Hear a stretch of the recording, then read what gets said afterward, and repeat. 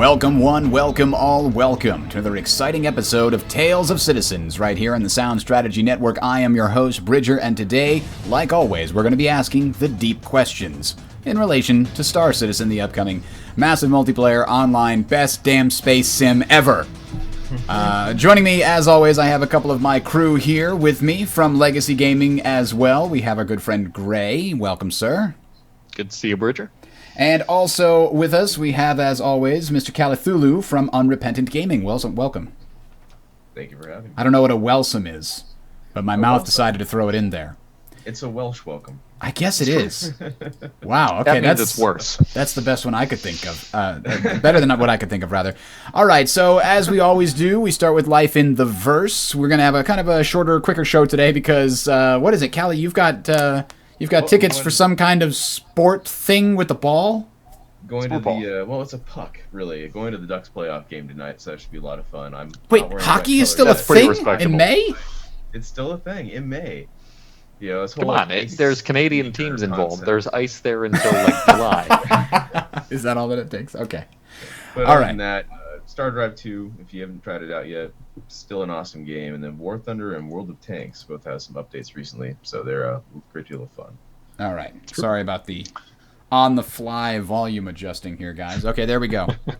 We had a bit of a problem with a crash earlier. So let's jump into this. So you've got Ducks, you've got Star Drive 2. Would you recommend Star Drive 2? That's like a 4X space one. It is. Right? But again, 4X space games, turn-based 4X space games, my favorite game from when I was in high school, college. Just a ton of fun. So whenever a new one comes out, I'm always a fan to start. It has to really screw up for me to hate it. So I recommend it. I'm having fun with it. And of course, you can be the Kolrathi, the giant Asian bear people, and then conquer and slaughter the galaxy, which is always fun. So, Gray, what have you been up to? Very nice. Well, I've been playing some Heroes of the Storm. We actually had a open to anybody, but hosted by Legacy Gaming night on that last night. Yep, it was last night. That was a lot of fun. Got a lot of people in, played a few games for a few hours. We've been chatting a lot on Slack. For our viewers who don't know what that is, it is a great program for chatting only. It's like text-based. It's got channels. You can share documents and pictures. You can irritate people with GIFs. It's wonderful. Yes, it's our basically happy alternative to Skype. Indeed. And Tales of Citizens does have a channel there. Anyone is welcome. We just need your email address, I think. Pretty much, yeah. So if you're interested in joining us on that chat, I guess send an email to feedback@talesofcitizens.com and one of us can get that for you. But you can kind of see it here. It's similar to like an old school IRC type chat. This is the Star Citizen one where we have been comparing NASA's spaceships to apparently this spaceship. No, this was what what the engineers are designing. This is what it finally looks like, something to that effect. Once the lowest bidder gets it, that's where you end up.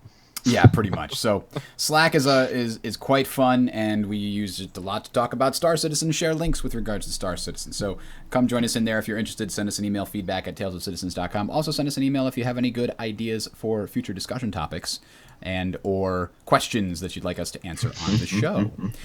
What I have been doing recently is DMing a Dungeons & Dragons 5th edition game, as I think I mentioned once or twice before. It's the Horde of the Dragon Queen,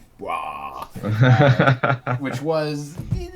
It's an okay module. It suffers a lot from the fact that they had to get it out as fast as possible to the printers before they actually had finished with the monster manual. So a bunch of the stats of the monsters got changed, and some of the episodes are just like, this one should be renamed Total Party Kill. You're depending on the stats page? Hey, I am by no means a very good DM, but it's like, I'm not the DM this party deserves, but I'm the one that it has right now.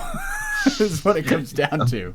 He's not the hero we deserve, but it's the one we ended up with. Yes, exactly. So I am reliant on the module, unfortunately. But we had a very awesome session that I wanted to share with people, because in this session, the party had just finished desecrating a shrine to the dragon cult, which is trying to do some evil thing that they're trying to stop.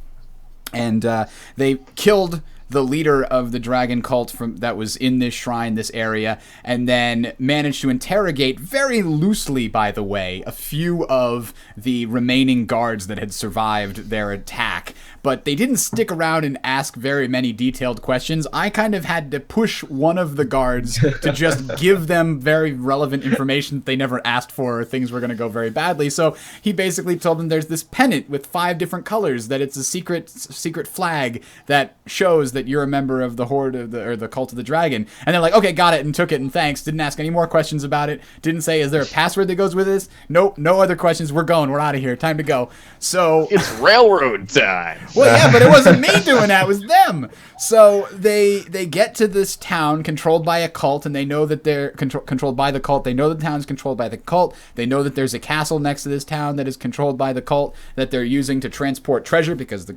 castle is actually a flying castle controlled by cloud giants. Yeah.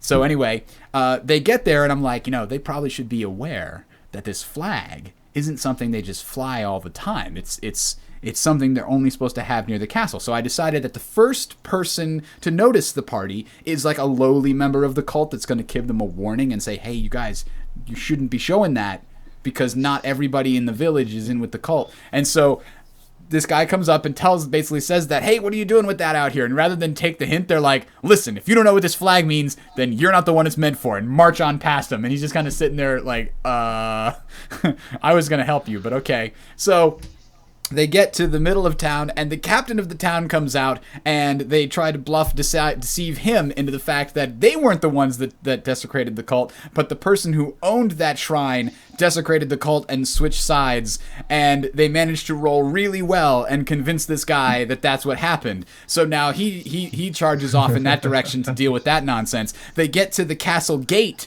and they walk through the gate without saying the password, which causes these stone golems, the magical guarding the gate, when you don't say the password, they attack you. So one of the paladin thinking very quickly says, look out! The gate guards have gone mad! And starts fighting. And in that attempt to deceive, because the ogres guarding the gate don't have very high intelligence, he was able to win with a 7. So they deceive the ogres. Then the cloud giant who owns the castle shows up, because the ogres are yelling for him and saying that the golems went mad. And he's like, stop. And they stop because, of course, they haven't gone mad. They're automatons. They follow orders. And so now he's like, what is the meaning of all this? What are you talking about? And they roll to deceive him into saying they're on very important business and they need to see the cult leader Rezmir. And so they win that roll as well, because they got a natural 20. And then they get to Rezmir, the suspicious leader of the cult in this area, and they tell Rezmir, listen, Talus, the leader in that other lodge thing, went crazy, desecrated the shrine, and I decided, okay, this has got to be hard, but this guy, this Rezmir person also really hates the other person, so I'm going to give him a little advantage. They blew through that one as well. So they deceived a random cult member, the captain of the town, the ogres at the door, the cloud giant who owns the castle, and the guy who runs the entire cult in this area. And that's where we had to stop due to time, but there were 5 things they were supposed to just do a little longer. I'm not prepared. I have no idea what I'm going to do tomorrow, but okay. Make them murder everything. That's probably going to happen. There's a dragon in there. Spoilers. Actually, Horde of the Dragon Queen. Yeah. There's a dragon in there. So. Many years back, actually, I was GMing for the system I was in, game mastered for a couple of folks, and whenever somebody got off track, I had a trick. I had a bear. The bear was many levels higher than they were. Every time. The bear was leveling up while they were leveling up. That's what was happening. It would just kick the crap out of them until they left where they shouldn't have been. And I had them convinced that this bear was a major plot point. When really it's just a tool to railroad Really, them. this was Deus Ex Machina. This was my ability to say, nah, this forest isn't where you need to be. You need to go up that road. Go forward, or the bear will get you. The bear, all covered in hair. But Bridger, I have to say, I'm disappointed with your paladin. Oh. Because he didn't go with the obvious password. I mean, he should have just said swordfish and kept walking. No, that wouldn't have done it. Turns out it's always swordfish. It's not swordfish. Not in this case. Now, the other thing more Star Citizen related is we've been, you guys have seen it, at least some of the videos of the tutorial mode that dropped on the public test universe recently. Yes. Very cool. Yeah, so Vin, our very own White Snake from Team Legacy, went through and was very excited when he got to do the barrel roll, but his excitement turned to disappointment fairly quickly. Let me see if it'll play. Get the sound. Because it's not a barrel roll? Because it's not a barrel roll. Maybe this isn't working anymore. Why did it stop working? Oh, you well. broke it. I watched it earlier today. He was like, oh, man, yes, they're going to do it. And he does an aileron roll. And he's like, no, why? Damn it, CIG. It goes from just glee to no! Yeah, that's no, pretty much. Why? Here we go. Well, a barrel roll is actually like tricky to pull off in a flight sim. The aileron roll is for not. those of you that are confused, an aileron roll is what Slippy told you to do in Star Fox. A barrel that is to twist roll, your stick and drive forward. Yes, a barrel roll is actually useful. Oh, here we go. Moving on. Now this is my favorite part of training, the barrel roll. Yes, the barrel roll! No! And he's doing an aileron roll! Fuck you! So much fun. Rolling is a great way to orient your ship to fit through tight gaps or evade incoming fire. Now you give it a go. That doesn't actually help, though. Now, I An mean, aileron not even a roll little. doesn't cause things to bounce off your screen like it did in Star Fox. An actual barrel roll, which trying to describe it for somebody who's listening is like... It's I don't know. I can't even just look up actual barrel roll like on Google. There is a lot of lateral movement in a barrel roll. Yeah, you are right. very, very difficult to hit because your vector is changing frequently. It's changing in all three dimensions. Yes, in all quickly. 3 dimensions. In an aileron roll, you're basically a spinning target. You're like a bullseye that's flashy, so people want to hit it more. Yes, that sounds about right. So, but what did you guys think? I don't know. I watched some of the videos of people playing because I didn't have time to download. Well, let's be honest. I didn't want to download the Public Test Universe again after One of the recent things I found most entertaining about the new test is the takeoff and landing segments. Because everybody has strafe-bound binary inputs right now. Yes. Yes. And they go flying up into the ceiling and just blast the crap out of themselves. Or they try to land their ship and just pancake into the ground. And I'm laughing all the way to the bank. Because this bad boy here has wheels that I can, a directional strafe axis. I can do you one better. This bad boy here is a left-handed configured joystick that you can just very lightly play with. Oh yes, well it's the Thrustmaster. Oh, what do you call this thing? 1500 M. T16000 M. You gotta get the M in That's there. a great stick, by the way. It If is you're a a lefty, that is even stick. better. Yeah. So I mean, I've got one stick on the right and one stick on the left, and then I got my throttle, and that's all I need. Wait, you have 3 hands? How does that? Well, when that you're does not compute. When I'm He's playing got a with foot the on the strafe, and I do have pedals down here too, but not the point. Prehensile toes. Yes. So with the throttle, you take your hand off the strafe stick, adjust your speed accordingly, hand back on the strafe stick. Ah. Yeah. Not bad. All right, so we're going to move on. Our first piece of feedback here. This is from Death Messenger via YouTube, and I just had to respond, or maybe I'll let you guys respond. So, quote, when I first heard of the Attribution Guild thing, I thought it was a great idea, but since then I've seen how agenda-ridden the mods are on the forum and how biased people like Ben is. I think it's going to be a massive fail. Unquote. Who wants to field this one? Let's define field.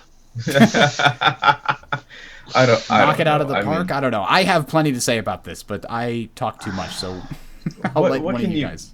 What can you really say about it? I mean, the concept is it's a place for players to go and take the grievances. I don't know that the mods and the forums will have anything to do with it, and I don't know what agenda are the mods pushing on the forums. Keeping the forums relatively civil? I mean, that seems like I think they have the Raelian agenda. They think the reptile people are controlling the government, and so they're banning anybody who mentions Raelians. Well, I'll what it keep comes that in down mind.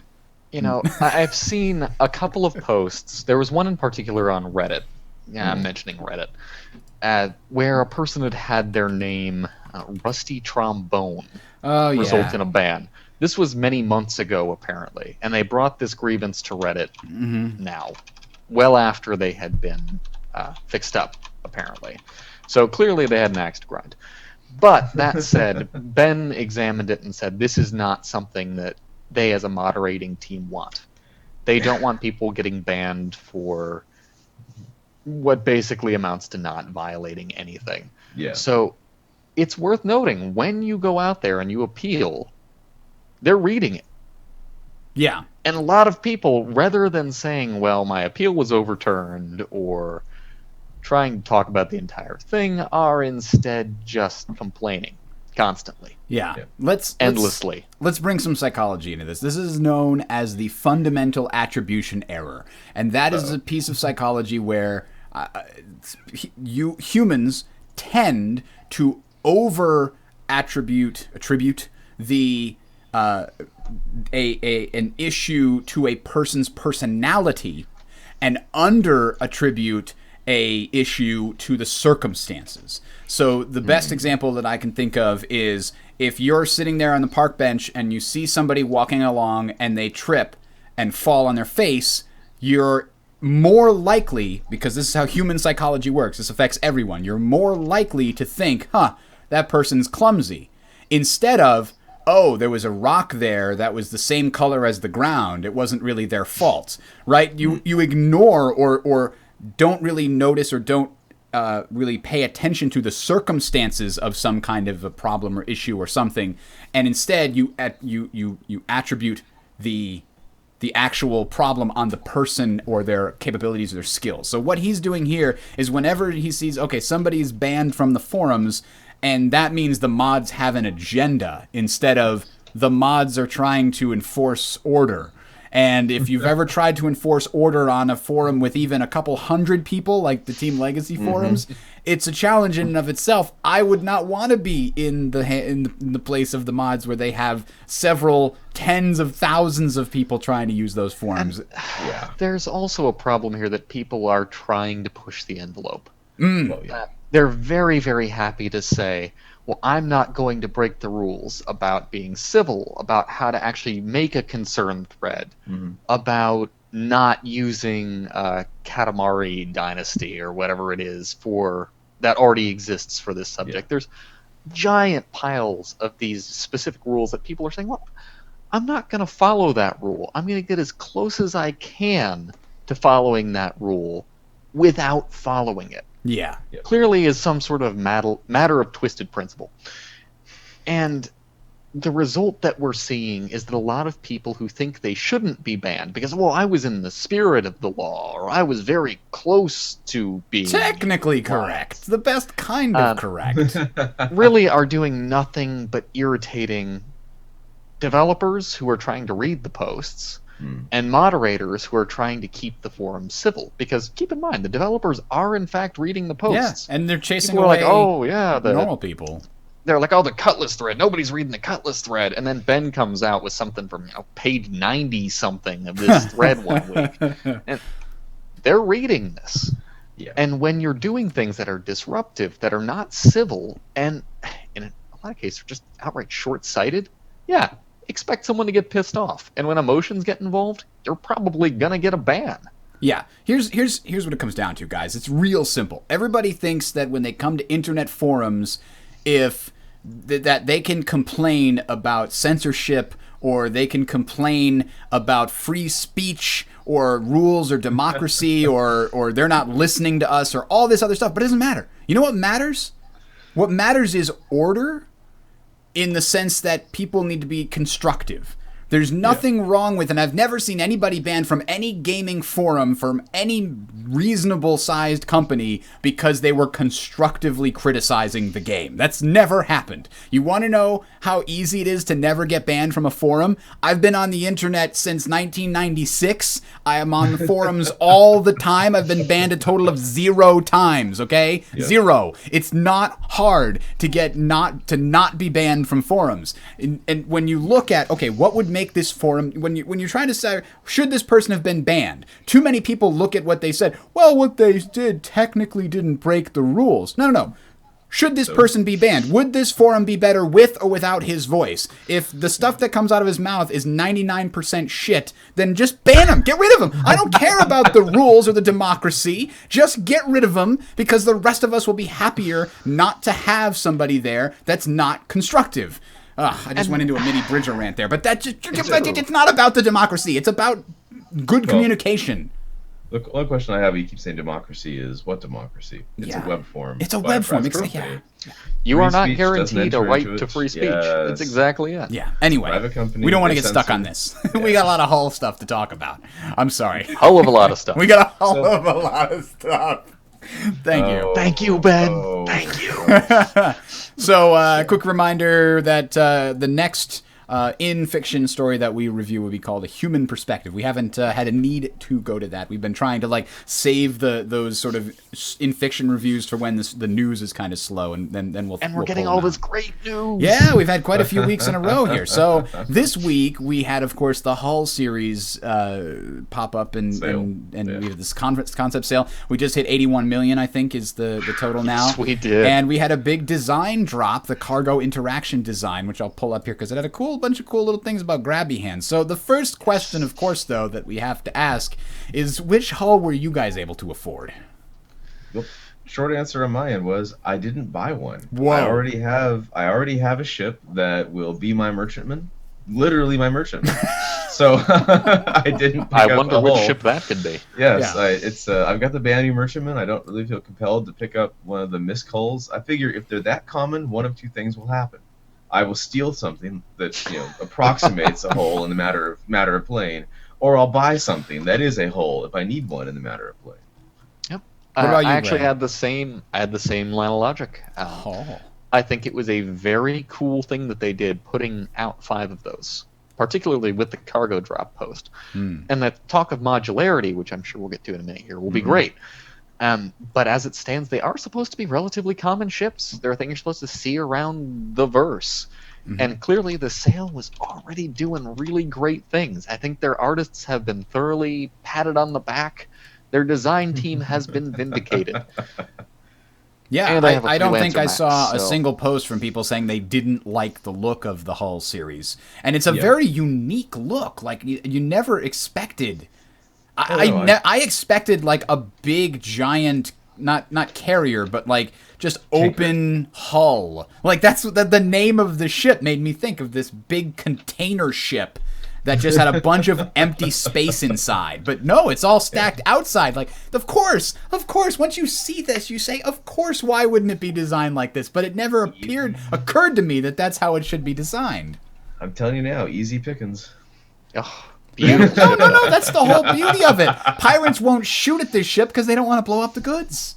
They don't No, have to. they'll shoot They at the just have front to- of the ship. You're right. They'll shoot at That's the what's front. going to happen. cargo. Poor pilots with poor aim won't shoot at this ship. And They won't shoot at the cargo. They will shoot at the front, and they will shoot from the side. in the description of the ship, they even go into that, and they make it very clear, this is not a ship that goes to the frontier. It can get near the frontier, Or but it's anything escorted. past, It needs an escort. anything past safe space, it's got to be surrounded in a bubble of ships, which makes perfect sense.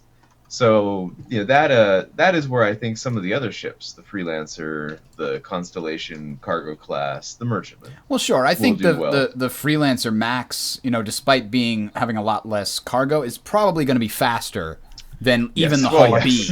Like, it's just going to be Much faster than the Hull B. Andromeda. Yeah. Well, what are the engines on the B looking like? It doesn't. None of them seem to be particularly overpowered or even moderately powered to me, engine-wise. They've actually said specifically that the engines won't even all be firing at full blast Oh, with good. the IFCS, unless you have your cargo in there. So the B has a pair of TR-8s, but yeah, like I remember reading one of the facts saying that if you don't have cargo, it's not going to use the full TR-8s there. So it looks like it's going to be effectively your high torque equivalent of engine.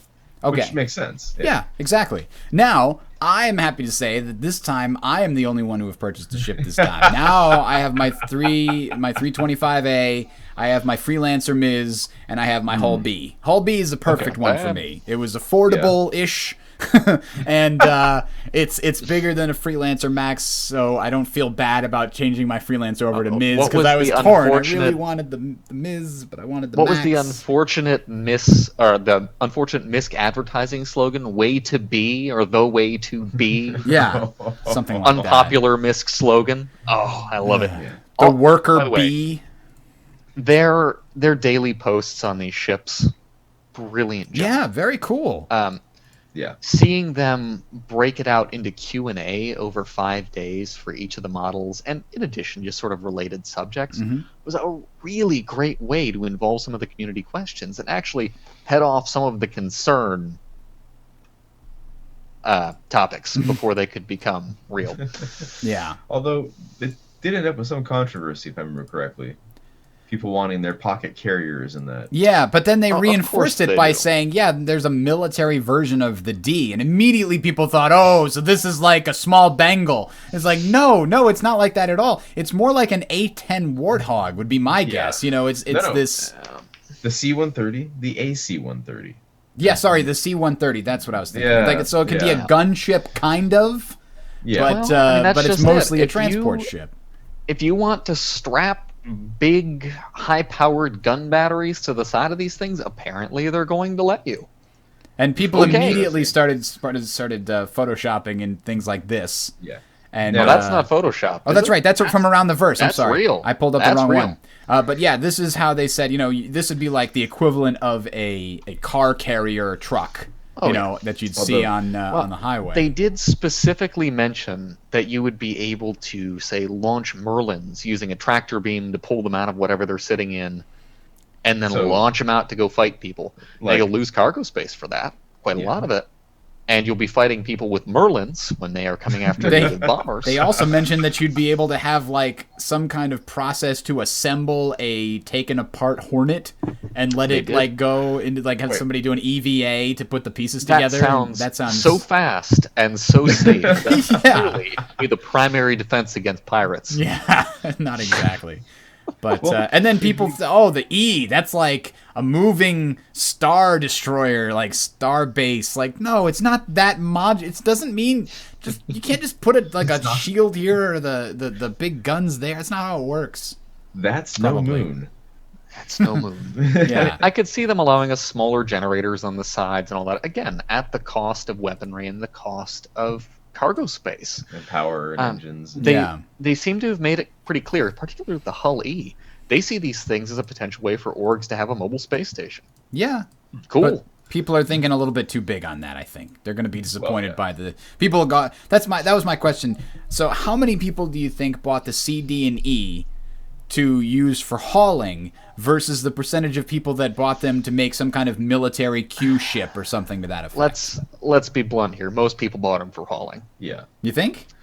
Oh, yeah. I think so. I would say that the loud people we see talking about Q ships are the same loud people we saw talking about Q ships with the Starfarer. Yeah. And we know the majority of people did not buy a fuel ship to turn into a mini carrier. No. I bought a fuel ship so I can make it into a mini carrier. I figured I'd take the fuel out and then put like a Hornet in there and just attach it the same way, right? No. Yeah, that's how. Clearly, It's the that's how that grabby works. system in a nutshell, in a hull even. Yeah. The grabby hull. The Now- grabby hull. When Now, it comes to Q ship, are there better ships out there for that already? I mean, we have, Constellations, well armed, well armored. Freelancers, well armed, well armored for their size. well, The but a Q merchantmen- ship is supposed to look like a transport, and then when the pirates or bad guys get too close, boom! All of a sudden, it's bristling with guns. Right? That's Okay. my So- understanding. Okay, fair enough. So I'm saying if you wanted to go with armed transport, you have better options before the Sure. whole series came out there. Before that whole series was there. The whole series. I'm going for the puns here, but I'm missing. All right. Yeah. So I don't know. I mean, this is not going to be the Honor Harrington Q ship of yore, where you kick open. That's actually the one I was thinking of. Yeah. Kick course it open was. kick open all the little container boxes and everyone's got a gun. As much fun as that would be, and based on how overpowered the pistol is right now in the Vandals, or was in Vandal Swarm, that can be fun. But I just don't see it as being the best way to go about defending or luring pirates. maybe a bunch of stealth hornets with your like Hull C floating out there nice and bright and making an obvious target. Now, one thing is they did in the Hull B, they showed the SCU actual size as it currently stands on all the various ships, including. So let's take a quick look here at the Constellation. Taurus was the hauling version, right? That's 236. 236 versus, say, the 384 of the Hull B, or the 123 of the Freelancer Max. So, yeah, I mean, if you're looking for, like, armed transport to get a decent size, the Freelancer's got the 2 guns on the front and a gun on the top, but the Constellation, like Andromeda, has about as much space as a Freelancer Max, and it's bristling with more guns and a snub fighter. So I think that's going to be your safer, Go-to. small-scale transport there. Yeah. Now, or you Probably could just so. go for the Phoenix and take out, the porn set on the inside and just roll in some cargo. Or you can go with Then what... is it really a Phoenix?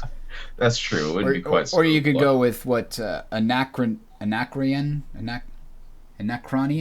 has to say, which is if you just label it with boob, bacon, and beer mover, nobody will fire on that ship. It's good. It's smart. That'll do.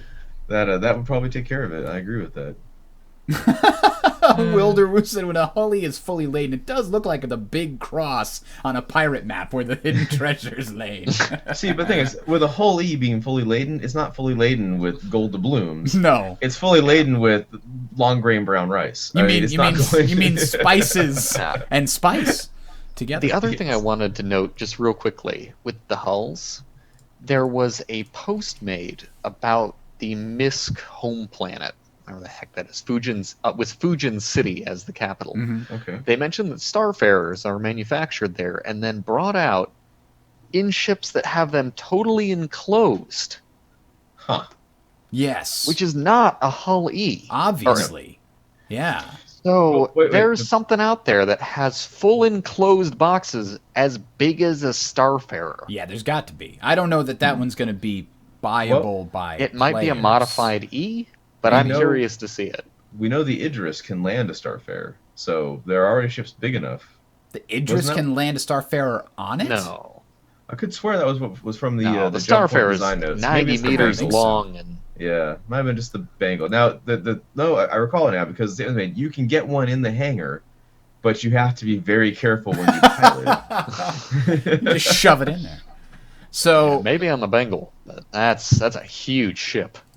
so my real question is, can we put a Hull A inside of a B, inside of a C, inside of a D, inside of an E?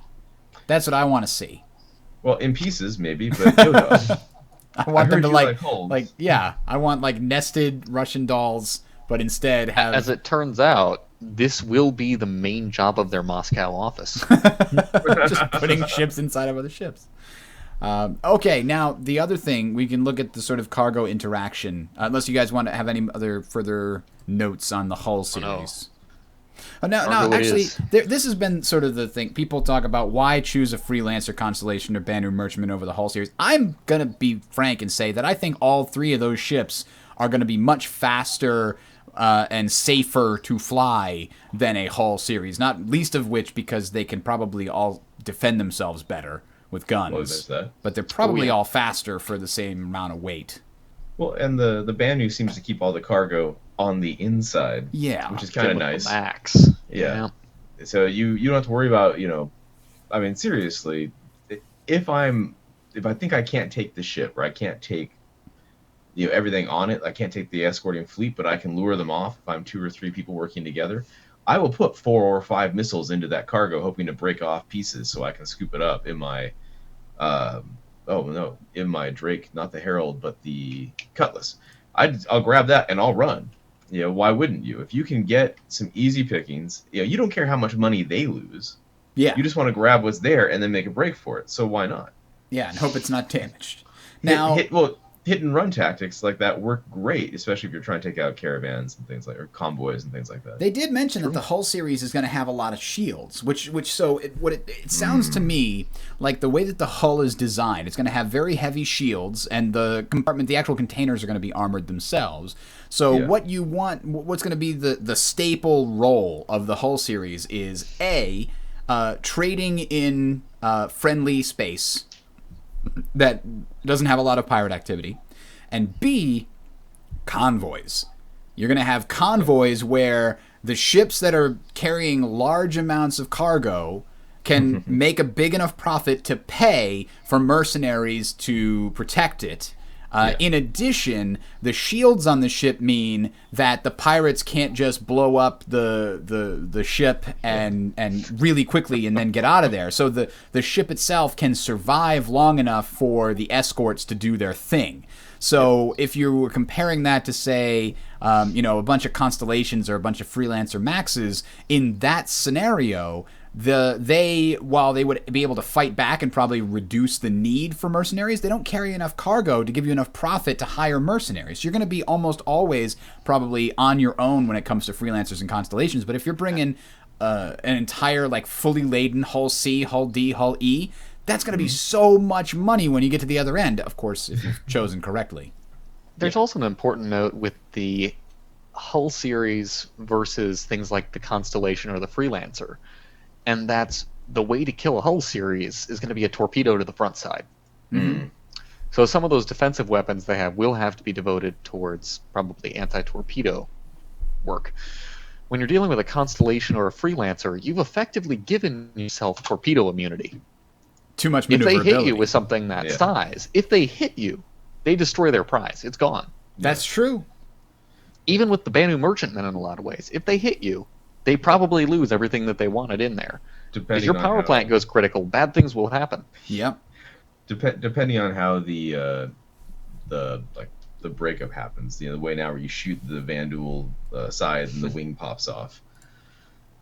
So it'll be interesting to see how it goes. I mean, I don't know that they'll have, as Phil and Wizard says, a loot pinata when you blow it up. Although I would enjoy that immensely. That would be one of the more fun parts about hull hunting. All right, so the last thing before we get to cargo interaction, I did like this question. Will there be some hauling loads that physically cannot be broken down into smaller pieces and must be delivered by a dedicated Hull E? The answer was absolutely. The galaxy is full of wonders, some of which are quite large. Whether it's a Xi'an mega piano or a fully intact stasis unit, there's always something out there that you won't want to take apart in order to ship. Which means, ladies and gentlemen, Xi'an music composition minigame confirmed. That's nice. the only thing we can conclude from that. Mega pianos. Yeah. I want to know what that looks like. I really do.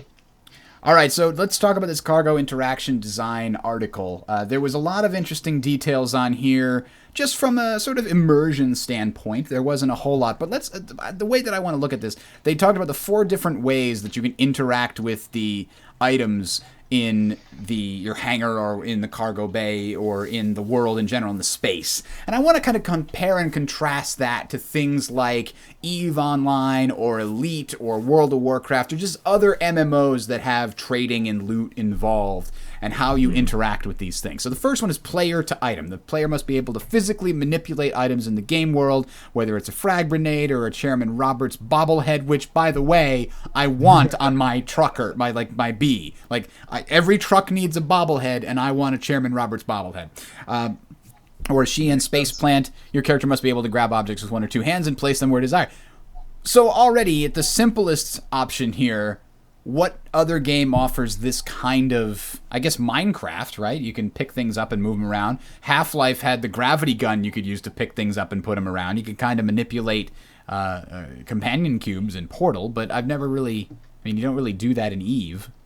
You don't really do that in Elite.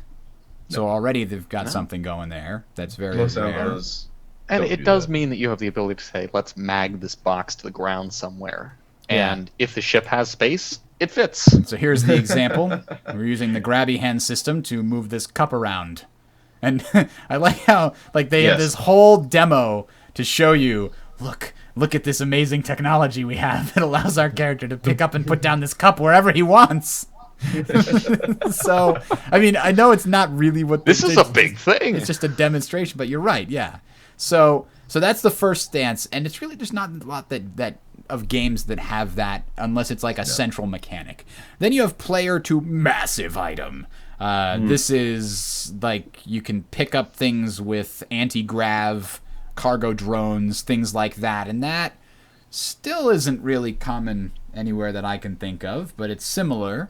to the first one. Then you have player to container.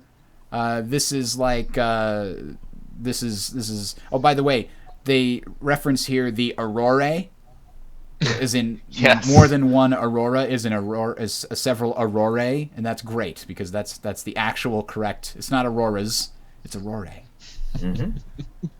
Aurora Borealis is.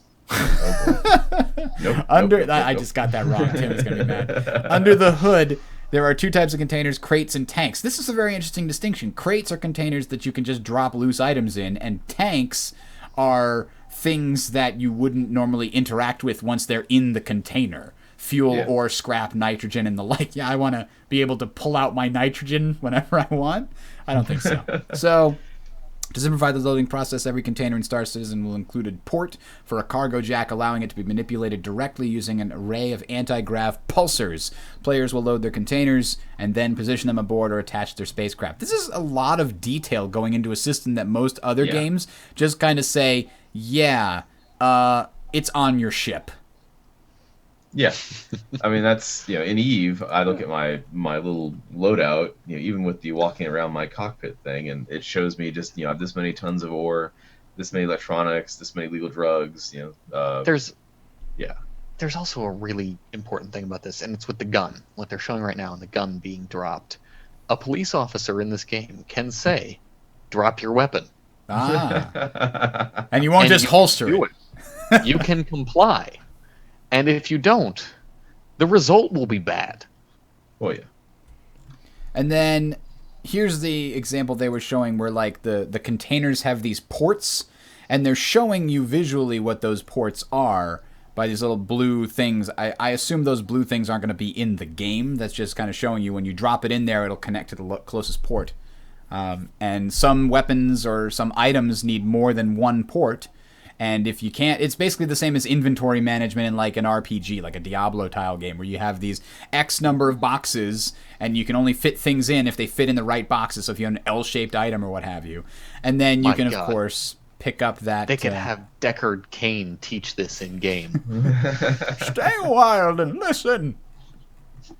I'm getting older. So the last one here is player to pallet, which allows you to move multiple containers, so multiple containers stacked on top of each other, and that's not something they have in many other games. I can't think of any other games that have anything like this in depth a container system to where you can flip a coin. This looks like this guy must have practiced it a lot. Yeah. But the problem is you're not looking at it. Like, was it heads or tails? We don't know. You've lost all utility Well, it's on a gray flipping box, of the so coin. You don't know. You're right. It could very well be that there's a chance to look at, if you have a track IR or the Oculus Rift, you can actually look at your hand and figure out what's in it. And this one in particular might not look so important, but what it means is that they've got the ability to attach loose items to some kind of a container so that when you move the container, the loose items move with it. And that may not sound like a lot, but think of another game that has that. It just doesn't physics. exist. Physics have to be suspended for these items when they're in this correct state, and it's not a simple thing to do, but it's also, I don't know if it's going to be the same technology, but in a way, it's also relevant to how they will be taking, for example, all entities within a given ship, like a bangle, move with that bangle when it moves and strafes to the left or the right. So you have to allow things to attach to other things and move within them. And I don't know if this is an extension of their cell system or if it's a smaller scale thing that's designed separately. But it's certainly very unique. Yeah, this is. I did not expect when we first pledged for Star Citizen we would have the world of space trucks or something like that. But that's where we're at, and it's a great job. I mean, they made a really kind of compelling cargo system, which I didn't think existed. For all intents and purposes, it's a Tetris minigame, let's be honest. It is. Yes. How can you load your things most optimally within your crates and then stack your crates most optimally on your hull? It's a hell of a good time. I'm hoping that they'll. I'm hoping that rework there's right there. an option. Yeah, catch that one in post. I'm hoping that there's an option where you can Well, that's true. Space Engineers is a game that would be where catch Oh, nodes okay. and That's fly one around. of the few ones that that do have like you can move things around in front of you and manipulate the objects. You're right. Space Yeah. Engineers. Yeah, so that's Alcapop's gameplay from YouTube. We threw it one in there. But back to the Tetris minigame. I want the option where I bought something and I just want to have an optimized button to make it easy on myself. Maybe that's to hire the NPC to do the damn thing for you. Probably. Because I'm sure it will be compelling and fun and interesting the first 4 or 5 times. And then I'm going to be like, God damn it. But, that said, for smuggling, finding little spots to hide high-value items, that could still be a lot of fun, months or years down the line when you are space trucking and need to get your trucking convoy from one end to the other. Yeah. It's true. There's a whole lot of potential in this system to force people to make some tough decisions about, well, I can only smuggle X amount of goods in this shielded spot on the hull. Yeah. And then see what they put in. Stasis field projector. Ooh. Inside containers, items are held in a rigid grid by a stasis field. Yep. Visible from certain angles, this allows any items of any shape to stack on items of any shape without conflict. Ah. Yeah. So that's how they're doing the bigger things without that's I guess what the little nodes were in the other one. Yeah. And they show Towering a sort of crates. example of this. Here's the crate, and then here's the crate with the stasis field on. Mhm. So you kind of put things in place and then just turn on the stasis field. I mean, the mock-ups of these cargo sort of interfaces look really good. Yeah. And they talk about, like, managing your cargo while en route. What does that mean exactly? What are you doing in these interfaces? Are you like, I want to put this box over there, and this box over there, and now Think we've of it got if you feng had shui. multiple stops. Yeah. You had multiple stops, and you want to make sure that everything that you're looking for is on the outside, so it can be unloaded instantly to a hull A who's bringing it down to the surface. Yeah. Or on a merchantman where you're encountering another player who wants to buy something you're hauling, like you've advertised it in the local true. channels. You could You got to bring that to the front. bring it to the front, set it up, draw it out so they can dock and land, and then you and your 16 guards have guns trained on them while they casually browse your wares. The container fills with a packing foam. This is futuristic packing peanuts, people. Futuristic packing peanuts. They still use them in the future. Upon Yeah. exposure, No, it's the foam foam. begins to decay, turning into particles as the player removes items. Yes. And then you have to sweep up the stupid particles afterwards. Oh, it's a nightmare. That's why you upgrade your ventilation system. Because it just Ooh. sucks it right in. Problem There solved. you go. Self-propulsion on these crates, presumably for when Yep. you're transferring them in 0G, like off of a hull into an orbital platform or something. Based on NASA's new EM drive. Yeah. There we go. 2x3x2. Yeah, lots of really interesting concept. Like this would be like the driver for this. Like you drive the crate with this thing. So this is like your futuristic pallet jack here. Yes. And it looks, like I said, it'll be a fun thing to kind of play with, and it'd be fun to do a little bit of cargo management. I realize there are people whose entire job, like a longshoreman, their entire job is to manage cargo, and I get that that's a highly skilled thing to do. Oh, yeah. I'm not a longshoreman. It never was in my wheelhouse. I'm not sure I want to go into trying to be the space longshoreman, but I also have a great deal of faith that SIG can make it fun to do without being overly tedious, and we'll have plenty of chances to say this is great or tedious before the game launches. All right, so we are at 8 o'clock. I know, Callie, you said you had to take off for the get to the Ducks game Yes, must go and cheer for my there. Ducks. Enjoy that, Wearing yeah. Not blue, but orange. All right, well, that should be good for you. I'll let you say goodbye right here, and Gray and I will finish up the show for you, all right? All right. Well, thank you very much for having me. It was a blast, and I will see you guys in 2 weeks. Screw Alberta. Go Galley. Indeed. It's the Alabama of Canada. All right. Remember, that's Wow. feedback at Tales of Citizen, Yeah. care of Cali Thulu. You guys Yeah, just have tweet fun. Cali Don't tweet me about that. Cold All right. Alabama. That's what I mean. Goodbye. All right. No. Actually, that's not no. a bad portrait. That's Oh. true. That's Oh, Callie's there we go. portrait right there. I was gonna. Yeah, I was well, let's gonna leave flip the that female on. mesmer. That's pretty. Yeah. There you go. All right. So any other final thoughts you think to wrap this up here, Gray, with regards to the cargo interaction system? Is there anything that you think it might be missing? Like, they put so much in there, but is there anything that might be missing?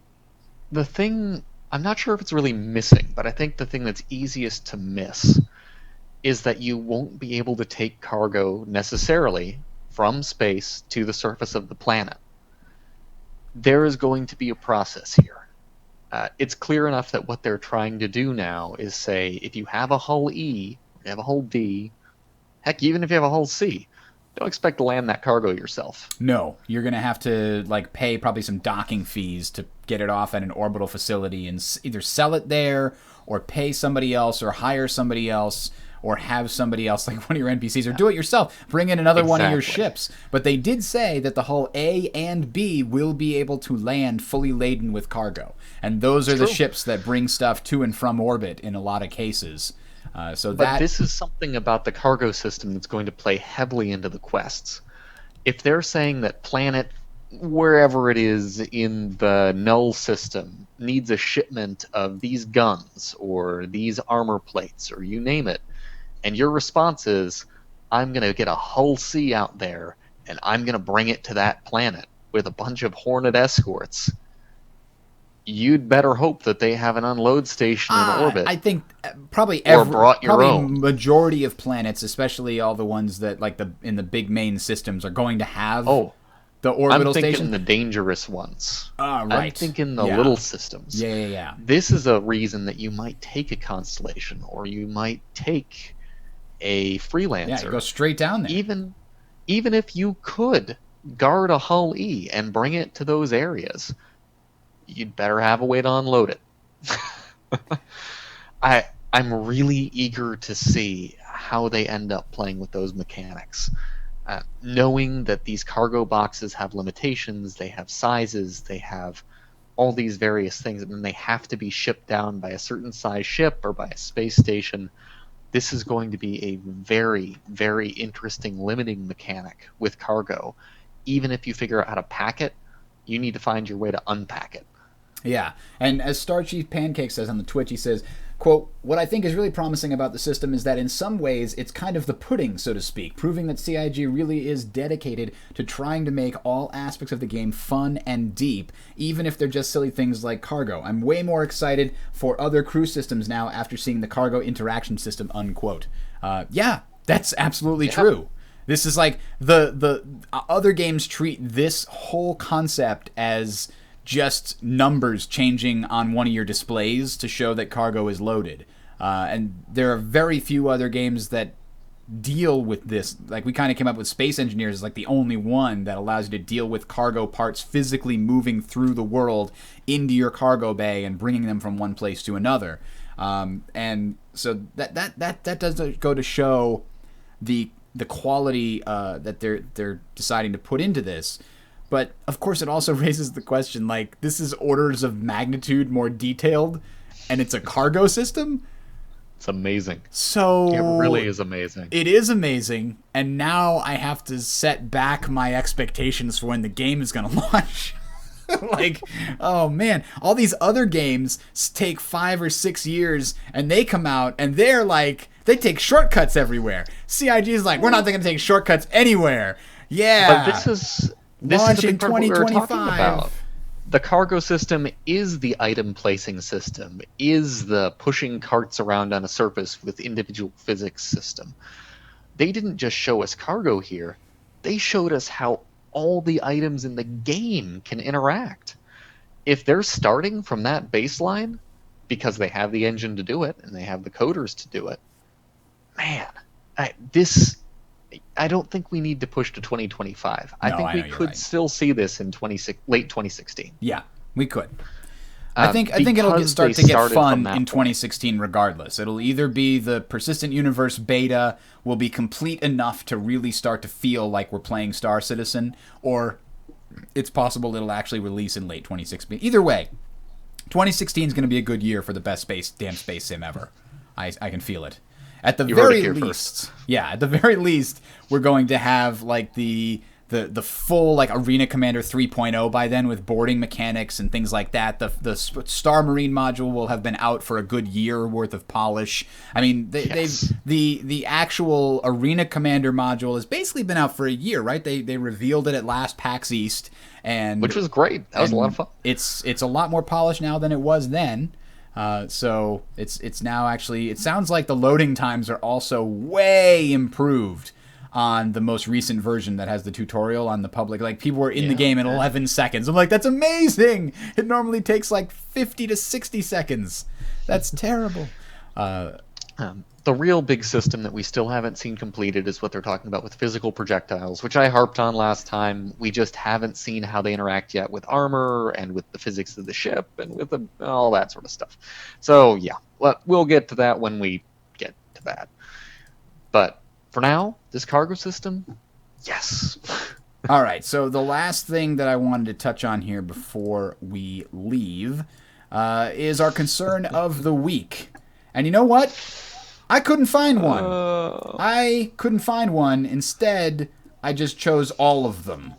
Because let's take a quick look at the ones on the forums right now. The screen fogging as I breathe has to go. Okay, that's actually legitimate feedback. I don't think you even need to put that as concern. That could have just gone, well, this is actually technically their feedback thread. Whatever. Fine. That's actually legitimate. I think there's nothing wrong with that. But let's see.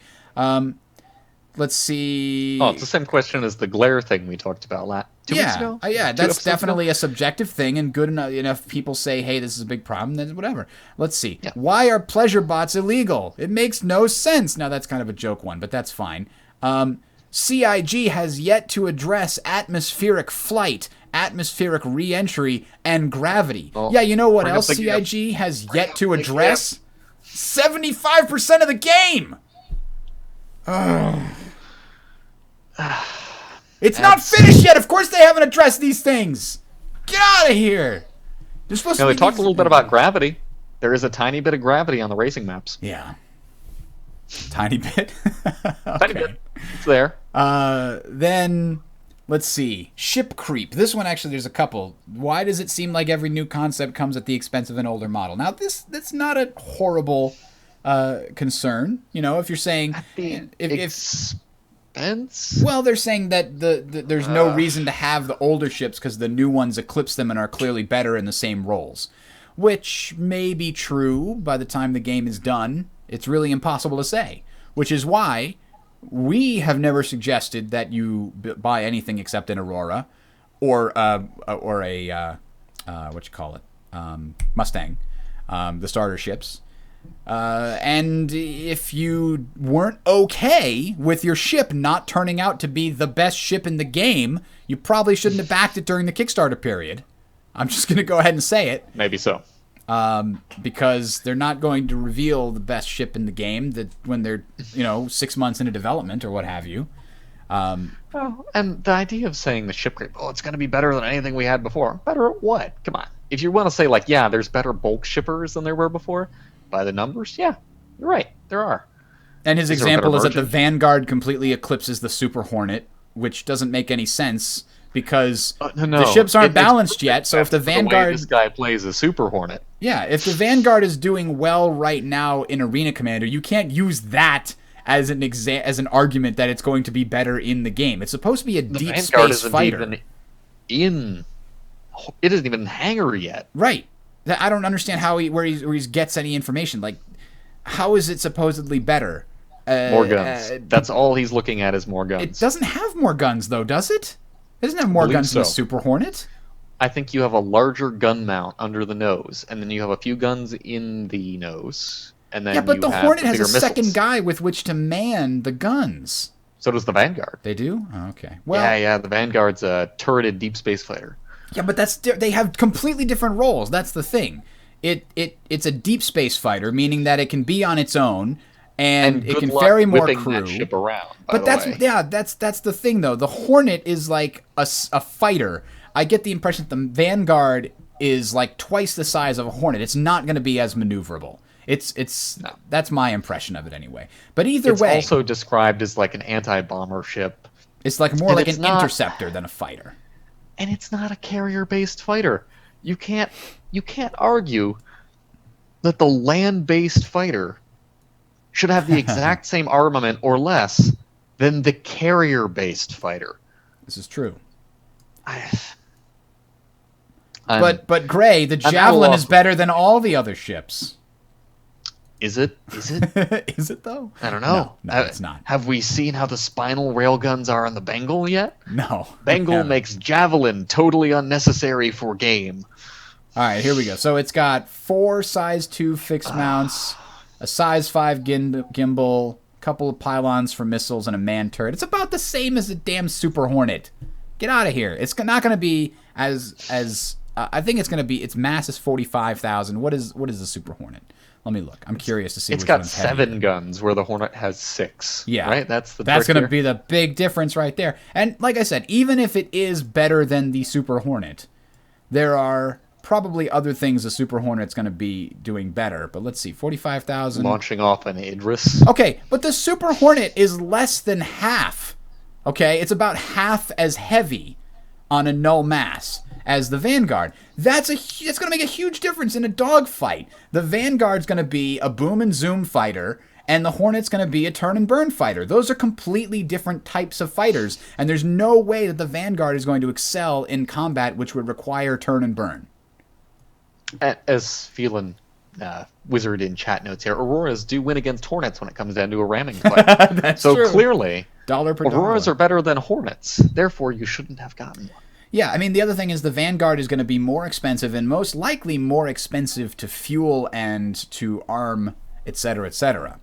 But anyway, the next one on here that I wanted to talk about, so that one was saying, you know, every new concept sale is sort of obsoleting a previous one. Then the next one here, stop with the concept sales. You're hurting the game now.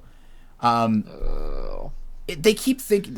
It's as if they think that the game should launch with exactly the number of ships it has now, and they don't plan to put in. They've always planned to have all these extraneous ships by the time the game launches. The only major difference that they've changed is we've got this ship pipeline pumping out concept ships from a concept artist, and the modelers are working on modeling the ships, and between those steps we're just going to show you what the concept artists have created, and we're going to let you pledge for them. That's all you're asking them to stop doing, because everything else is going to continue even if they stop selling them. In essence, what these people are saying is stop showing me the behind-the-scenes creation process for the game that people backed so they could see the behind-the-scenes creation process. I mean, his real concern here is that it's feeding all of the hate against Star Citizen for the pay-to-win stuff every time they release a concept sale. Thing is, though, anybody who buys into that isn't going to be mollified by the stopping of the concept sale. So you're literally helping no one and hurting all the people that do want to see the stuff during the concept And sale. at the same time saying we're not going to do any more concepts because we feel that this hurts the game and makes it pay to win or anything like that would be an admission by CIG that they think any previous thing was a pay to win question. And It's not. And the idea of saying let's break off these concept sales so as to remove the appearance of being pay to win for people who already think that's the case, you're not going to mollify them, as you said before. And if anything, you're going to feed the fire of their arguments that, oh, you should have to unlock those things. Or it's ridiculous. It's stupid. And it's going to keep coming up until the game has been out for 2 years. The last one I wanted to respond to, I couldn't find, I mean, I did talk. There's some legitimate ones, like the screen fogging. I think that can be legitimately argued either way. But then there is the one that says CIG needs to revamp the ship spec page and update it routinely. They're at the point in time where they're tweaking variables on every ship internally all the time to try and update the stupid ship spec page. That's like tens of man-hours you're asking them to denote all the time. Whenever they do a big patch or even a small patch just to tweak balance, it's just not worth it. It's just not worth it. You shouldn't be buying your ships based on those stats. You should be buying the ship based on the role you want to use and trust that CIG is going to balance properly for that role. There have been let's issues, be honest but here. This is the same crowd that we're dealing with that's obsessed with current weapon statistics from the XML. Yeah. You have incomplete mechanics, you have incomplete ships, you have an incomplete mode that's being used for nothing but testing. Yeah. And they want hard data that they can then say, okay, CIG, we have provided you with something. Now we are entitled to see you fix what we have listed out, because we came up with a system that is not yours, and expect that this will be responded to instantly. This was my issue with the Sledge. This was my issue with the Omniskis, or Omniskis, I think. It's all people who are complaining constantly because they feel entitled to see a response to something that they feel is a problem, whether or not it's even on CIG's docket until their next system is complete. Yep. I'm not really concerned by anything in particular at the moment, because most of the concerns that we've even looked at when we've talked about these concerns in the past on any of these shows, most of them are about things that are still in flux.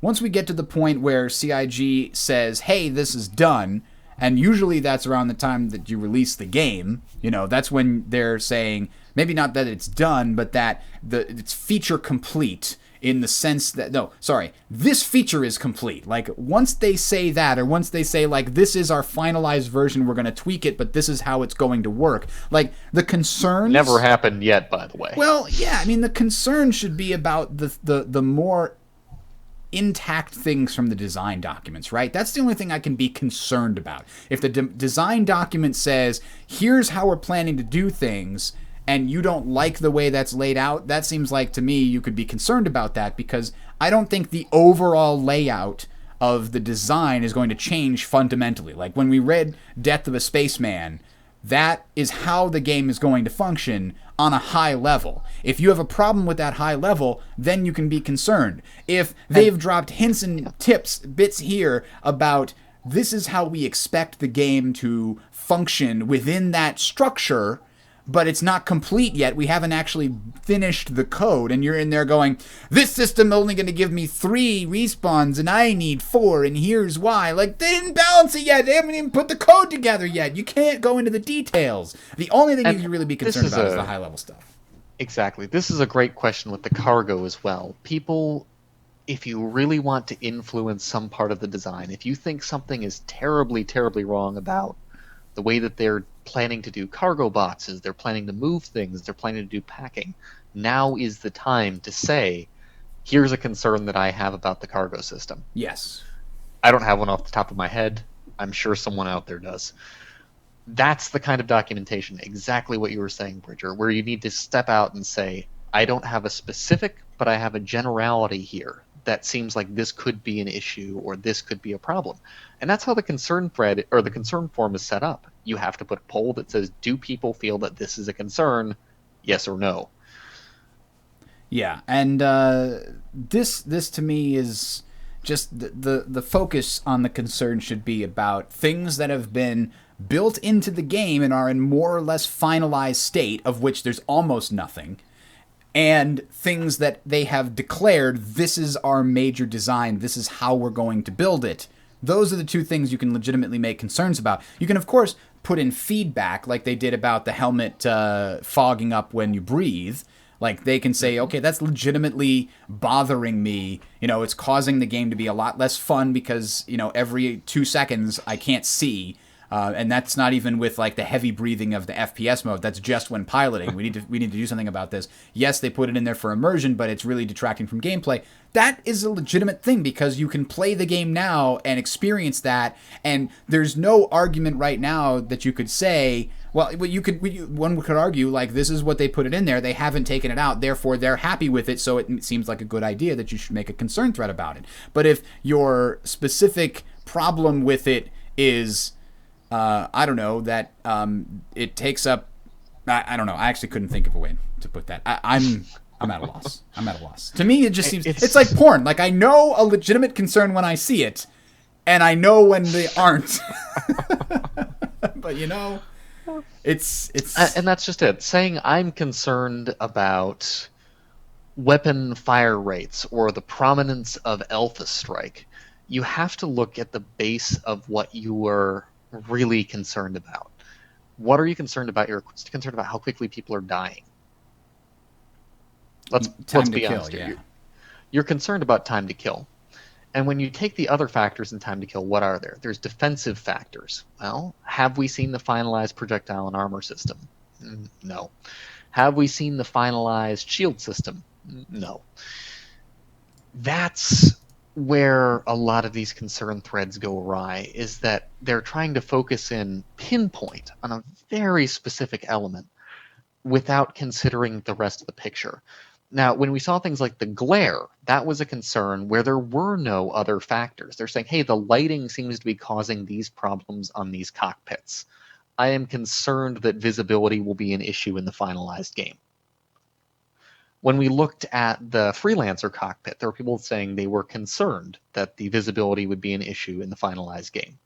And they didn't like that design. And it was, in fact, at that point, a concept. When you start talking about the Cutlass threads, and people were saying, we're very concerned that we think the ships will not have enough ability on the inside to be used as a jack-of-all-trade, as the concept was stated for these ships. That's a good generalized concern to bring to the forefront, and we've seen CIG respond to that. Yeah. They're redoing the Cutlass interior because people said, hey, where's that jack-of-all-trade we were talking about? Where's that ability to modify? That's a good time to make your voice heard. Mm-hmm. Saying, I think the sledge is OP, you haven't addressed any of the base points. If your base point is, I think projectile weapons should be less powerful against armor, let's wait until see how the armor system's actually going. And it's also entirely possible. I mean, I don't like... I guess I see a difference between concern and feedback. Concern is like somebody's like, CIG's going down the wrong path here. But you can't make that statement if you don't know what path they're going down, because it's so early that it's impossible to tell. I guess that's where it comes down to. But I feel like I'm going in circles here. But let's see. Carnifex said, the question I have is for fans is this.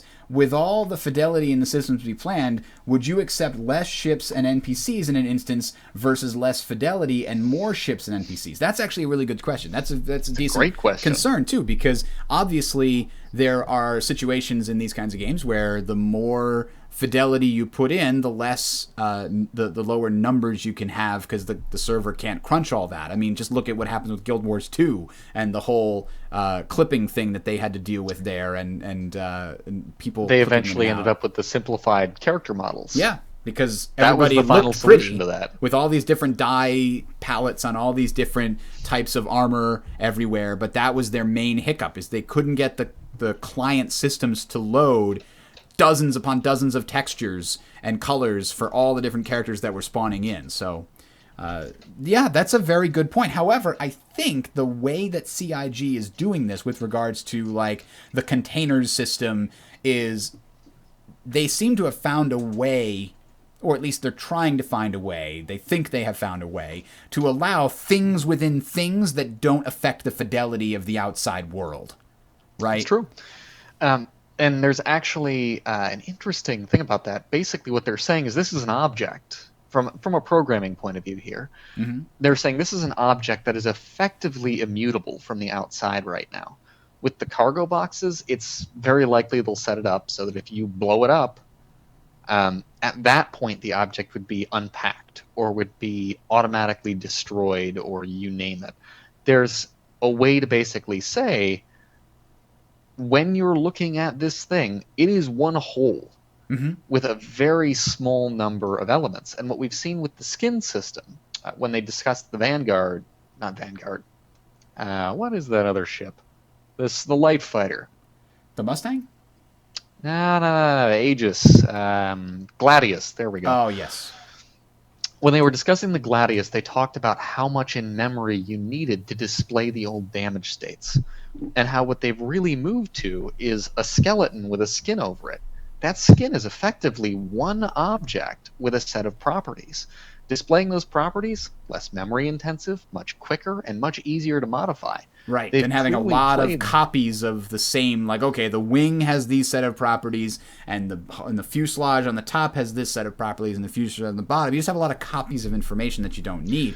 Essentially, it's similar to how normal a lot of mapping, objects you don't need. yeah, normal mapping really revolutionized the graphics for PC games in like what 2003, 4, 5, somewhere in that range, I think, because instead of having to have each individual bump in an object, like a wall, if you're trying to make a stone wall and you have each individual bump for the grout where the mortar goes in the bricks, if all of those had to be modeled, that's a lot more polygons. But if instead you can put a normal map which deforms the texture in this very easy to render way, you can have the level of detail of the intricacy without having to have quite as many polygons overall. And that's like a sort of trick that they use to create higher fidelity graphics in games. And it sounds like that's kind of what CIG did with their damage system, where they're just like, okay, we're just going to put this equivalent to like a normal map over everything that determines the damage state of that piece,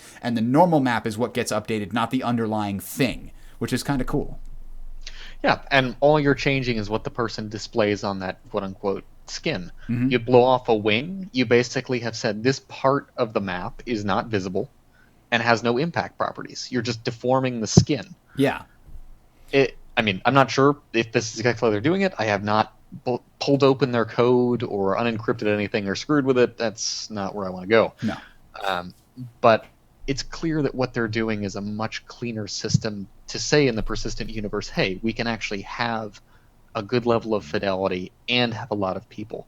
Now, there is a question of whether we'll see some of that fidelity taken down. If you're talking about a giant ship battle, maybe they will go the Guild Wars 2 route and say, we'll knock some of the detail level down when more people come in.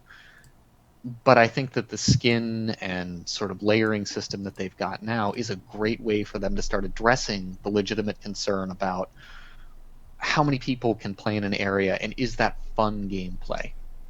Is that the MMO gameplay? Feelin Wizard on the Twitch said, in EVE, when it comes to cargo, the server kind of does a dice roll on what survives in cargo and what is fried when the ship goes kaboom. I guarantee you Chris Roberts is going to be like, no, we need to model that if the power plant is back here and the cargo is up front, that it's going to create a amount of force, and when the physics engine detects that force hitting the cargo, then it will do a roll based on the physics of the damage. They've already talked about heat dissipation from explosions.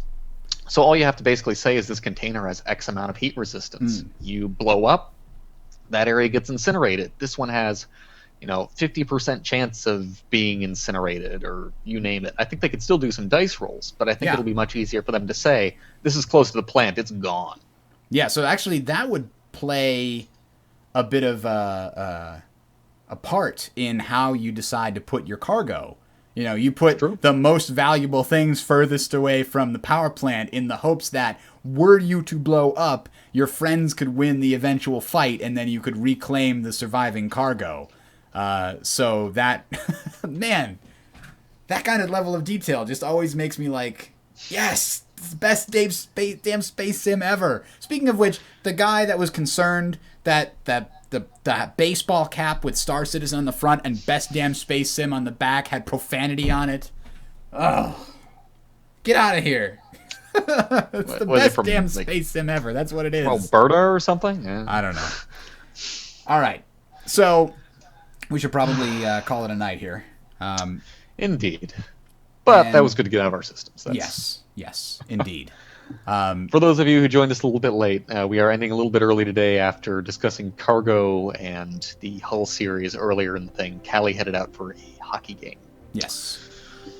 All right, well, it is 8:30, and we're about an hour and 12-ish minutes into the show, so I'm going to say goodbye to everybody. I am Bridger, about to sign off here, but I did have a couple of notes I wanted to say about other things unrelated to Star Citizen that I kept to the end, so stick around, stand by, stick by. Post-show. Stand around. Yeah, post-show. We'll see you guys there shortly.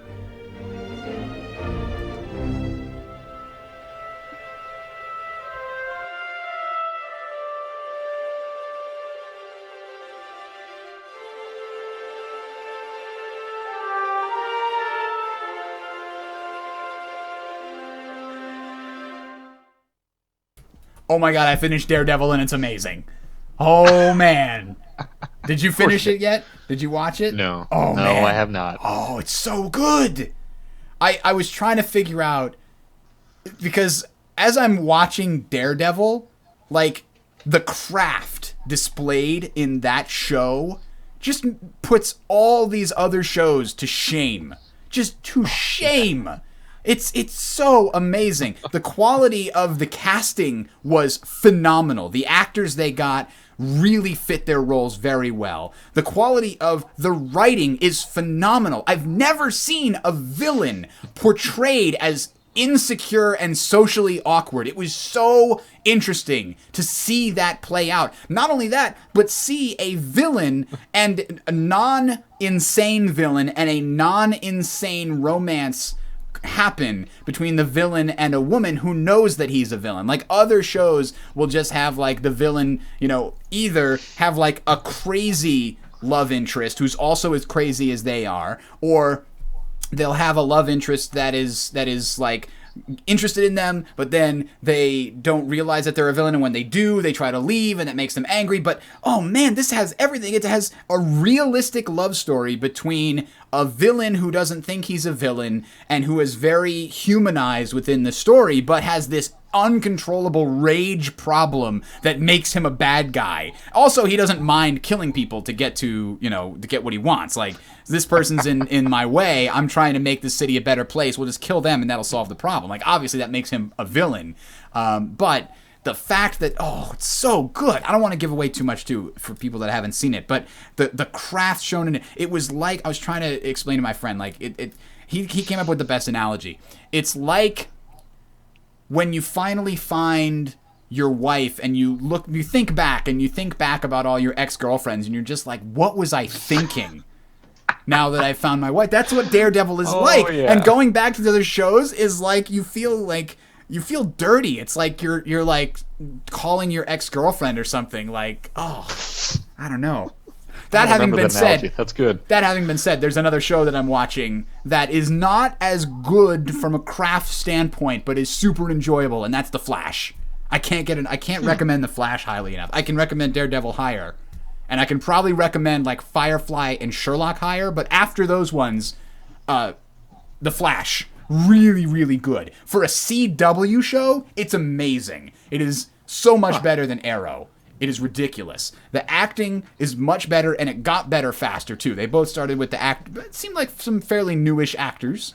But The Flash has done some things. Did I go on a rant about what Smallville did? I think I've already done that rant about Smallville. Yes. The big yes, retcon. the reverse. Yeah, they just Let's retconned rewind everything. and just, Yeah, but The Flash did something very similar, but then they used it later on in a really cool way that made you go like, okay, I'll let you get away with that one because that was very awesome. Like, a couple episodes later, it has a big impact, and I loved it. I can't, there's like 2 episodes left in the season, and I'm going insane because I want to see them so bad, but they're not out yet. This is, I just caught up yesterday, and now I got nothing to do except sit here and wait because, I was on a cliffhanger, and now I'm going to see what happens. It's good. Okay, I'm good. I'm done. I'm good.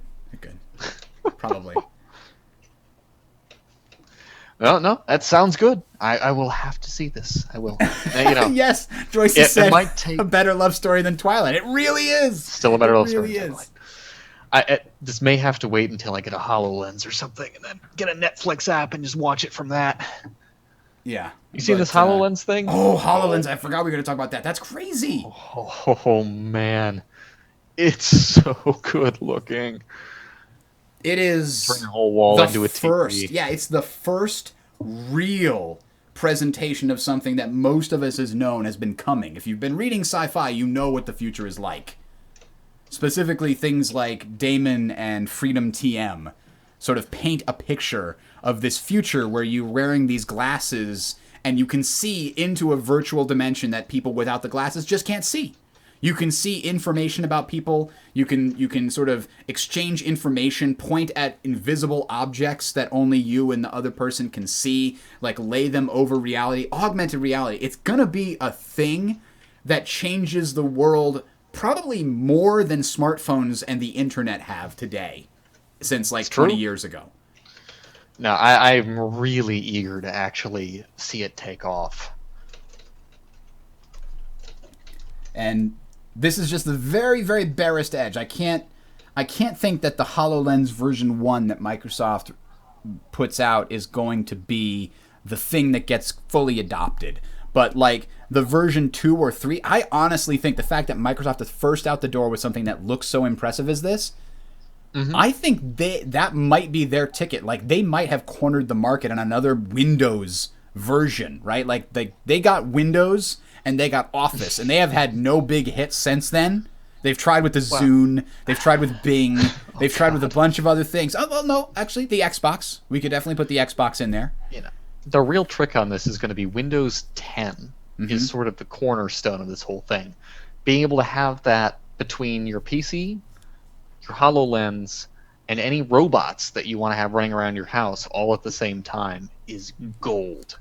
It brings the ecosystem into focus, which is something that Apple is particularly good at. As much as I really dislike their products, they specialize in making an ecosystem that you can have all of your products talking to each other properly and using these applications cross-platform really, really easily.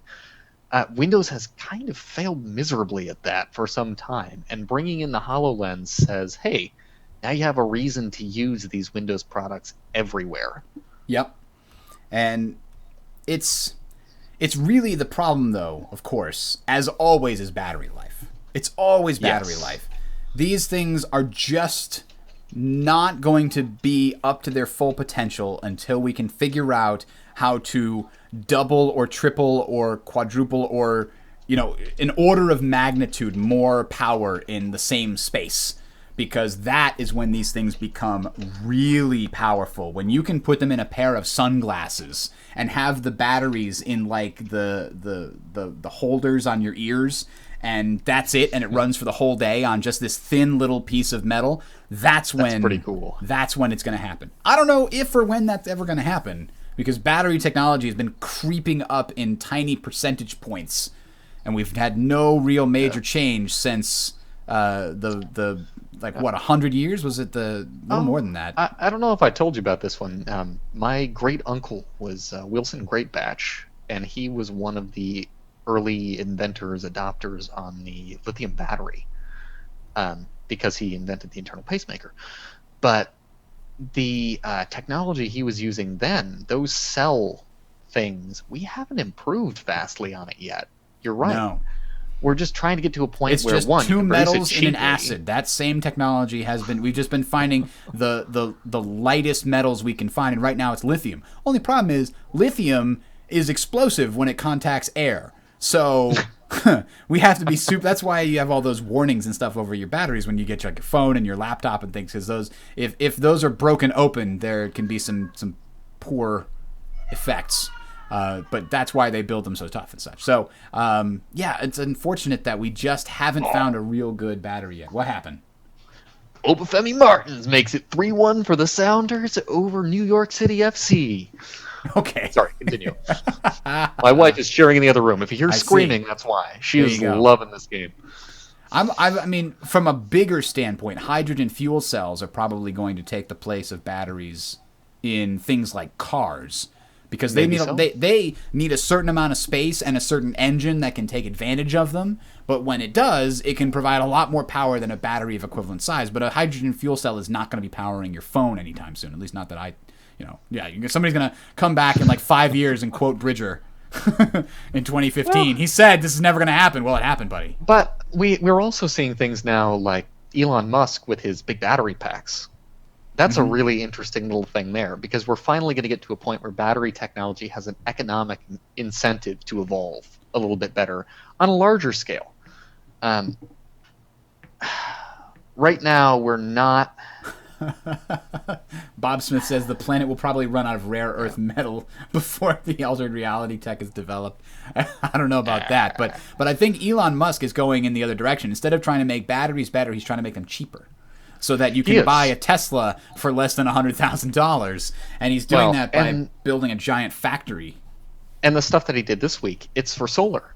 or wind or whatever you're dealing with. And they were talking about gigawatt level battery packs or gigawatt hour level battery packs, just for the sake of saying, hey, now that we can actually do this and we can do it relatively inexpensively, let's start talking about what energy sources do we put into this, and let's start creating an incentive for people to compete. That's pretty cool. Well, solar's now become really marketable, and it's actually popping up much more often. Like, I think the number of here solar in the Northwest, it's huge. the number of solar panels installed has just been growing fairly exponentially over the last few years, and in part that's because they've gotten cheaper, and they've got cheaper because a whole bunch of factories in China all spun up at the same time and started producing them. And when you glut the market, the price has to come down. And then when that happened, there became demand, and the demand begot more supply, and the supply begot more demand, and now it's just accelerating. We've hit the point where they are both efficient enough and cheap enough that it makes sense that people can pay them off in 20 years or so in a variety of different business models, and that is the key right there. Businesses are going to start doing this on a much larger scale. Houses are starting to do this at a larger scale. The battery packs that Tesla is marketing now, as of this week, to individuals and businesses, have been in use through a parent company or a sister company on which Musk is on the board called Solar City, I believe. Yep. They actually have done installations for Walmart all around the country. So the big scale installations are here. Now it's just a matter of time until people try to compete with those larger installations to keep their costs down, which is great. That's nerd. We actually just had a Solar City team out to our house to inspect the roof and try to design a system for us to nice. see what they can offer. So that's I've been looking into this. It's kind of interesting. I didn't realize there were the different business models, but we're going to wind up not paying anything up front. The only major downside is pulling the rental game on it. Yeah, well, there's two different options you can do to avoid paying the full amount up front. If you pay the full amount up front, that's the best way, because then they've paid for themselves after about 15 or 16 years, I think, if you include in all like the government tax credits and stuff that you get for installing them. But if you lease them, that means that the company puts them on the roof for free, and then you pay for the energy that is produced by them, but you pay for it at a lower rate than you pay for your normal energy, usually to the tune of about 40%, which means that your utility bill, the only thing that happens as far as what you pay, your utility bill just drops by about 40% over the course of a year. It's not as popular to do that in the Northwest compared to actually buying it and paying it up front. And the reason for that is that our electricity costs are probably about 25% of what you're paying in Connecticut. That's true. Oh, I'm not sure why we were waving. Well, Jamoy said, no video? Is it just audio today? Well, we're in we're in the post show here, man. Post show. This is where we can let down our hair. What if I hadn't been wearing a shirt? You know, right then and there, that Dutch guy would have been just... This is like the reverse the verse, all right? This is like the Wingman's Hangover, you know? But so you guys are paying a lot less for power over there, you're saying? Overall. Our electricity bills here during the summer can be, in the neighborhood of $25, $30 for 2 full months. Jesus, what? Oh, man. It's incredibly because you don't low. have to. Yeah, but your summers don't get so hot that you have to run the AC all the time either. That's even the with advantage AC. of living near the Pacific. Even with AC, everything electric is the way to go here. And the reason for that, I'm not going to get political, but the reason for that is we only have one coal-powered plant in the entire state, and it's being shut down. What's the rest of the power? Nuclear? The majority of it's hydro. Runs pretty much everything. I think there might feedback who have used them and can recommend them or recommend against using them, because it keeps looking like it's too good a thing, and I want to make sure it's not too good to be true. How much per kilowatt hour did you say there? 19 cents total. That includes the delivery and the generation. You see, that's not bad. That's not bad at all, because right now our residential city charges here is 14 cents a kilowatt hour, with the first block being 5 cents a kilowatt hour and the end block being 11. In terms of... Hang on, I'm confused. What is the 14 and what is the 5 and 11? What is the block? Oh, base service charge per day is 14 cents. Okay. They charge us 14 cents a day. But then the first block, which is basically set up as like up to a certain amount, it's the first 10 kilowatt hours a day in the summer and the first 16 kilowatt hours a day in the winter. Oh, so that's an incentive to try to keep you from using, the Yeah. more you use, the more it goes up, essentially. So if you use less than 10 kilowatt hours a day during the summer, you're paying 5.57 cents per kilowatt hour. Here. See, I mean, in that case, we're paying like 4 times as much for our normal power here. So the other option besides leasing it, which simply makes essentially whatever's generated from that solar plant, we pay 13 cents per kilowatt hour instead of 19 cents. So for us, that would just be a straight up reduction. The other option is that we buy the panels and the installation, but we do it on financing. So we pay $0 up front, we finance it, and we pay it back by paying Solar City for the amount that is generated.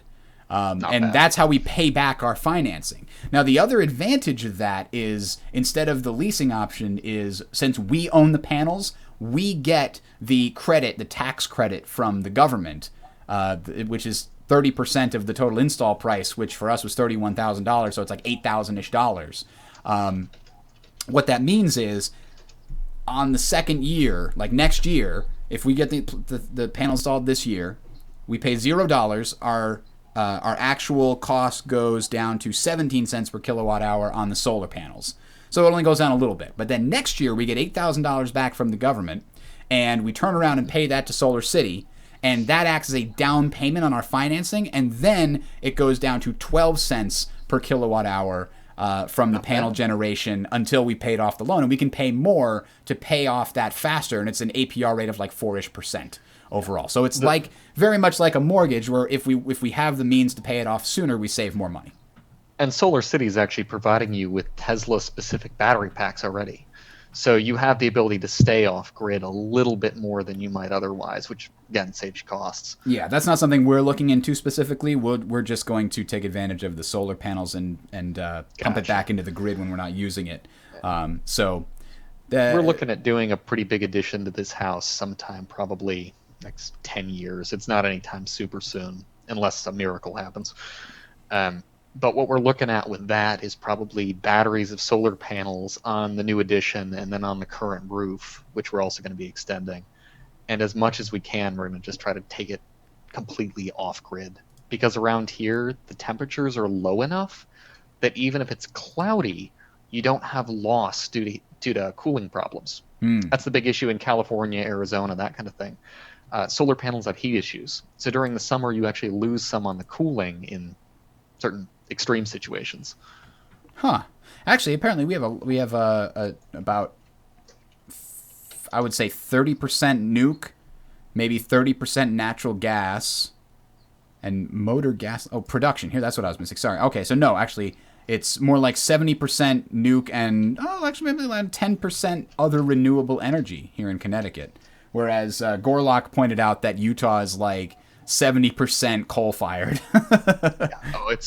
It's incredibly ridiculous what you pay when you start dealing with the fossil fuel stuff.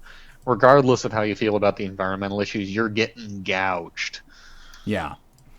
So that is definitely something I'm looking forward to seeing how it turns out. But again, if anybody has any recommendations, I'm looking see if there's any other companies that are better. Somebody mentioned NRG, which is actually a very very clever acronym.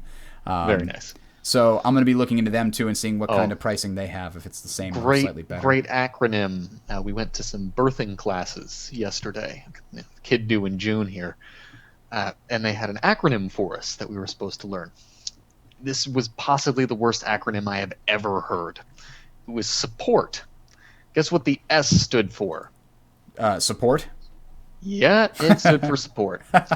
And the R stood for reassure. Or redundant. The O was oops, there's no freaking O. Really? Yes. I hate that. That's not a mnemonic at all, because it's just causing you to remember things that are useless. Yeah. All right. Anyway, we should probably close the show and hang out with our Team Legacy Star Citizen guys in the channel there, have a little bit of a meeting, and we'll talk to you guys later. Thanks for listening. Thanks for being here, guys. Good times.